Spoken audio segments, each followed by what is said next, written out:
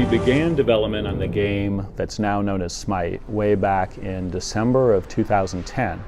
It was originally designed to be a game mode for Global Agenda, our science fiction third-person shooter. The original pitch was, let's take some of the things that are fun about tower defense games and put that into the Global Agenda universe.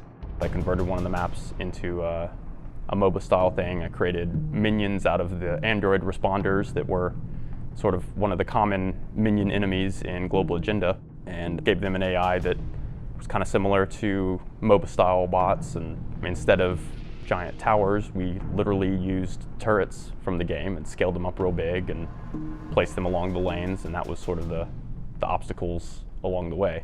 The game became really fun to play, so much so that we thought, instead of a game mode for Global Agenda, this could be a game that stands on its own. But there were two issues that we debated a lot as a team. Jetpacks allow complete freedom of movement. That was really fun, but also kind of broke some of the pacing that you'd expect in a tower defense or really a lane-based game. The second was the weapons themselves. There were weapons like sniper rifles in the game, and if I can shoot you from that far away, again, that kind of broke some of the pacing in that sort of game. So we started thinking about a fantasy setting instead of science fiction. That's when HiRez, who's our CEO and really chief designer, came up with the idea of gods and goddesses from mythology. At that point, the team shifted from Global Agenda to gods and goddesses, and in February, we moved from the working title Battleground of the Gods to the name SMITE, which the team liked and is stuck to this day. When we went into pre-production on the actual game SMITE, we asked the artists to create a lot of different concepts, using a lot of freedom to come up with their own ideas and their own takes of what the art style would be. Two examples were, we had everyone model Freya, and we had everyone model Zeus. When we came back together and reviewed all those, it was really the beginning stages of deciding what the theme of the game would look like, and the art style would kind of develop from those concepts. Some of the bigger well-known gods like Zeus, it's very easy for us to find how to approach it. It's fairly consistent lore. Some of the little bit lesser known ones, such as Neith, depending on which part of Egypt you're looking at, Neith might have been worshipped for being a weaver. In another part of Egypt, at a different time period, she was worshipped for being a hunter. And so when we go through our design process on some of them, we get to really pick the parts of the lore that we think will bring about the best gameplay or the most fun for our players. I remember when we were first playing in alpha, and it was just friends and family, and there were maybe 20 people online every night, and we were just trying to get a match going every time. And we opened that up when we went into a closed beta where we invited more players, and that first time that you start a match and you don't know anybody in the queue, you don't know anybody in your game, that is the most exciting time for me as far as game development is concerned.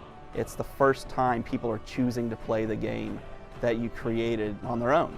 When we first showed SMITE externally was in PAX Prime in September of 2011 and in PAX East in May of 2012. The first time that we brought the game to those shows and we saw people playing for the first time was really exciting. It's like a validation of all the work that you've put into the game that's taken several years to accomplish. Over the past year, the character team has made improvements to over 10 gods, and we have our eyes on improving more. Odin was one of our earliest models, and while researching him, we found a lot of historical depictions that were showed him as a Gandalf-like character, and we didn't really think that that would fit into SMITE very well. So we asked ourselves, what would he wear to battle or to hunting? And that's how we came to the leather and fur-based version that was in the game originally. The idea behind the redesign was to make him more godly and regal and impressive. And to do that, we added finer clothing and shiny metals. And the elements of hanging cloth and the strong metal shoulder mantle give him this quality of a religious figure. With Sun Wukong, we received a lot of feedback from our friends at Tencent. A major problem was that we went with much more historical depiction than the modern versions which are shown in movies and games today. Now, Sun Wukong is the badass he's supposed to be. He has heroic proportions and his general presentation is more confident and serious. Like with Odin, there's a higher attention to detail, better realism in materials, and more connection to his lore. Overall, he fits his role as a warrior much better. When we started to rework the environment art for SMITE, one thing we really wanted to push up was the fidelity. And that doesn't mean necessarily better art, that just means tighter pixel density. So something as simple as the resolution of the ground is a huge thing. With Conquest, we wanted to improve readability, so things like trees are much more lush, towers have much more detail to them, and the bases and bosses are vastly improved. With Assault, we pushed much heavier into fantasy. We knew that we had a lot of visual freedom because it takes place in Asgard. We depicted the Battle of Ragnarok. The ground is the biggest one, but anything that's on player level has a lot more resolution than it did before. One of the things we have the most fun with in SMITE is the humor elements, and at its base level, SMITE is not a humorous game, and it started kind of with the victory defeat animations. We started kind of cautious, started getting goofier, started getting pop culture references in, and we found that that was okay. So we started running with that. And then we had the Cyclops, who, and just in one of these scenes, we kind of snuck them in the background, saw if anyone noticed, and then it just became every chance we had, if we needed somebody to be funny, someone to get bashed on the head, someone to get set on fire, it was the Cyclops. The challenge for effects in SMITE is around mixing the aesthetics of the god and the theme of the god with the gameplay requirements of the god. Developing a better feel for, what makes Thor Thor and how you can convey the coolness of his awesome lightning abilities and still tell the player exactly what they're doing, when they're going to take damage, how big the area is going to be. So it's just a bridge between information conveyance and coolness. We build games, we don't build technology, right? But we've had to build technology to build our games. Kali's one of our first characters, but we remade her, right? So one of her attacks does an intersection. It comes from two directions. So that's a bi-directional thing that we had to write new code for. Tyr's charge, where he knocks player up, and then if he's in the air, he gets knocked up more. Those are all progression attacks that we didn't really have tech to do, but we wanted to make sure that each character was very unique.